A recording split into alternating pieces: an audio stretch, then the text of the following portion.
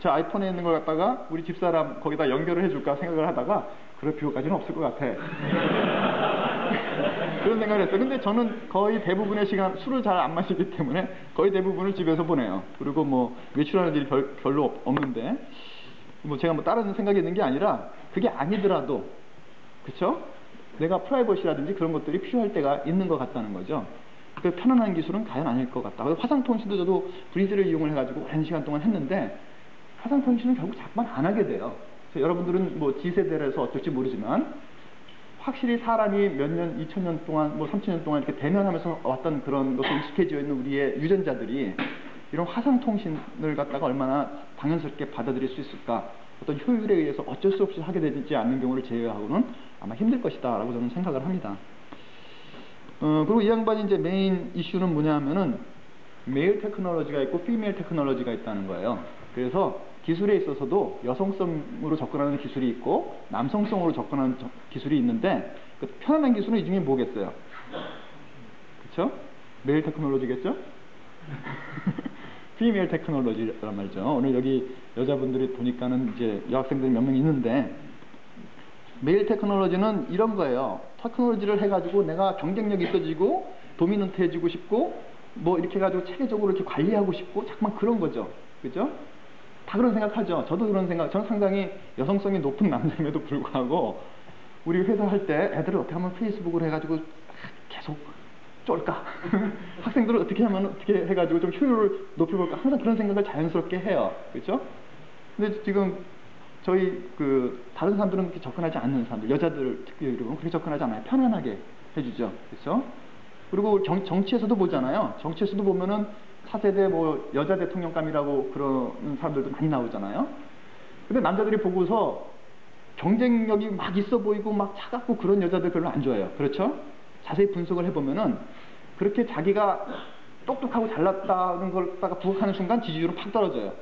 그렇지 않고 들어주고 뭔가 이렇게 포용해 줄 것 같고 뭔가 얘기가 통할 것 같은 그런 리더십을 주는 사람은 계속 지지율이 올라가요. 근데 그런 게 있어요. 그 오늘 요즘 이슈가 되는 세종시 수정안 같은 것도 보면은 보이는 인상이 막후에서 어떻게 돌아가는지 모르겠지만 보이는 인상이 저건 너무 좀 도미넌트하다, 너무 그러다, 너무 고집이 세, 뭐 그런 인상을 주면서 지지율이 하락되잖아요. 그렇죠? 그러면서 올라가고 뭐 그런 걸 반복한단 말이죠. 그래서 그런 것들도 보면은 확실히 남성성, 여성성이 있는데 그런 것들이 큰 역할을 하는 것 같다. 그리고 피메일 테크놀로지에서요, 이 마티아스가 한 얘기는 곁에서 할머니가 우리를 케어해 주는 것 같은 그런 테크놀로지, 그런 것들이 이제 도미넌트 집에 나중에 승리하는 기술이 될 것이다. 그런 얘기를 해요. 그래서 지금까지도 보면은 하이테크가 항상 승리한 적은 없고 우리를 편안하게 해주는 기술이 승리해 왔다 하는 얘기를 갖다가 강조를 하고 있습니다. 그래서 그럼 피메일 테크놀로지는 제가 또 다른 자료에서 얻은 이거하고도 관계가 있는 거예요. 주식 변동. 지난 10년간 MS의 주식 변동을 이렇게 살펴봤는데 47%가 주가가 하락했대요. 뭐 주식의 순지 주가인지는 잘 모르겠어요. 근데 그것에 비해서 그 10년 동안 애플하고 구글은 꾸준히 상승을 했다는 거죠. 근데 구글하고 애플이 포커스를 맞추고 있는 기술들을 자세히 살펴보게 되면은 그들이 결국 피메일 테크놀로지에 주목하고 있다는 거죠. 아이폰을 저도 이제 1년 약정 깨면서 아이폰을 샀는데 삼성 스마트폰을 갖다가 제가 거의 한 4, 5년을 사용을 했어요. 그래서 지금 엔타이 삼성이에요. 그걸 쓰면서 이렇게 불편한 것 때문에 내가 그 많은 시간을 허송했다는 것 때문에 많이 흥분하고 있는데 아이폰을 쓰는 순간 진짜 내가 이 사람들한테 인질로 한 4, 5년 동안을 희생당했구나 하는 생각이 들어요. 아이폰의 기술들을 보면서. 그렇죠? 그래서 이제 아이폰이 그러한 어떤 그 삶을 편리하게 해주는 그런 것들이 구현이 돼 있고, 그렇죠? 구글에서 하는 것들도 보면은 뭐 지메일이라든지 그런 어떤 메커니즘들이 전부 다 원스톱 서비스로 연결돼서 진행되는 것들을 볼 수 있죠. 조선일보는 섹션에 바로 왼편에 책 광고가 나왔는데 그 책은 그 빌 게이츠가 쓴 디지털 혁명의 미래라는 책 선전이 나왔어요. 빌 게이츠가 책 쓰기 좋아하죠. 예전에는 미래로 가는 길이라고 써서 한 3분의 1 읽다가 전 졸려서 잤는데 상당히 매일 테크놀로지에 대한 관심이 많아요. 그죠? 그리고 제가 이제 생각을 해보면 빌 게이츠는 좀 메일 테크놀로지적인 어프로치 상당히 강한 게 아닌가. 그렇죠? 그럼 환상적인 미래를 항상 설파하잖아요. 그래서 이제 그런 것들의 좀 문제가 결국 MEMS하고 구글의 현재 양상으로 오지 않았을까. 근데 제가 마티아스의 의견에 100% 동감하지는 않아요. 동감하지 않는 이유는 그 편안함의 기준이 뭐냐는 거죠. 편안함의 기준. 편안함의 기준은 우리가 지금 갖고 있는 유전적인 형질이라든지 뭐 3천, 4천년, 5천년 문명화된 세월을 거치고 오면서 익숙해져 있는 그런 상태를 기준으로 편안하다고 그러는 거죠. 그렇죠? 제가 변수로 생각하고 있는 거는 뇌과학의 발전이에요. 만약 뇌과학이 발전해가지고 전자칩으로 우리의 메모리, 장기 메모리, 단기 메모리를 다 조절할 수 있다. 그렇게 바뀐다고 하면 편안함의 기준은 달라질 거예요. 그렇죠? 기억 얼마든지 넣는 거 상관없고 평생 가도 잊어버리지 않아. 칩 하나만 딱 꽂으면 그렇게 된단 말이죠. 그렇게 되면 편안함의 기준은 달라지겠죠. 그렇죠? 이제 그런 것들이 전제되지 않은 상태에서는 전제되거나 안 되거나 하여튼 편안함의 기준이 달라지면은 그 편안함이 결국 근데 그 편안함의 본질을 잘 찾아서 들어가면 그 끝엔 뭐가 있느냐? 결국 인간의 본질이라는 데 접근을 하게 되는 것 같습니다. 그래서 전하는 보기에는 기술은 결국 인간의 본질을 만족시키려고 하는데 속성을 만족시키려는 쪽으로 진화해 온 게 아닌가 그런 생각을 해요. 그 본질은 막 찾아 들어가면은 결국 단순한 얘기로 귀착이 되는 것 같아요. 나라는 존재, 그렇죠? 나라는 존재가 무언가. 그럼 나라는 존재가 그 존재의 속성을 따지려고 그러면은 그 존재하고 다른 사람들의 유사성들이 있잖아요. 그럼 그 유사성을 갖다 자꾸만 강화하고 확인함으로써 자기가 자기 본질을 추구해요.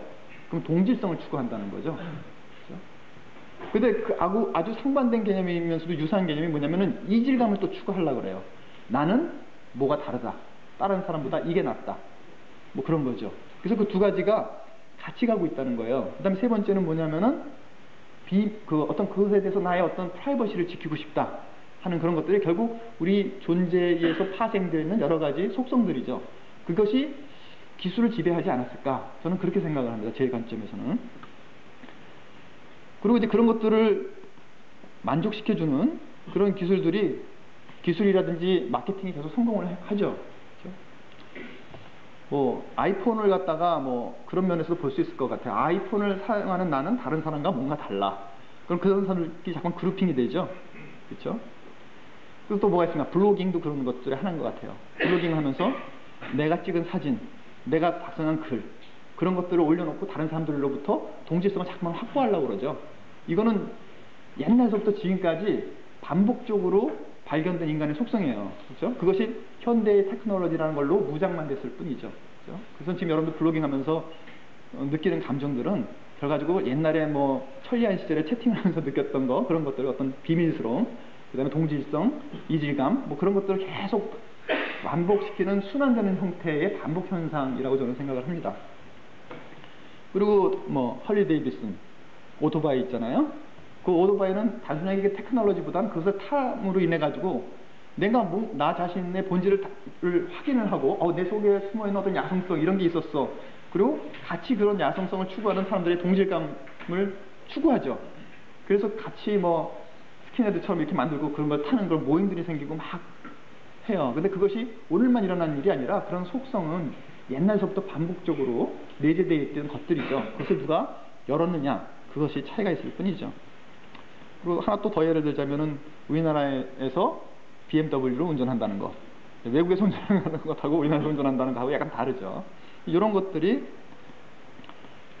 좀 다르고요. 그리고 그런 어떤 자기의 스토리를 좀 비밀스럽게 지키고 싶다. 그런 것들. 그래서 그런 것들이 차별화돼서 테크놀로지에 구현이 돼야지 된다는 그런 얘기들을 저는 이렇게 주장을 하고 싶습니다. 이런 내용들이 이따가 설명드릴 이러닝에서도 서로 연계가 돼가지고 진행이 됩니다. 자, 패러독스라는 얘기는 이건 마티아스 씨가 한 얘기예요. 그러니까 패러독스가 있는데 정보가 많아지고 좋아지고 그러면서 오히려 그것 때문에 사람들이 점점점 힘들어진다.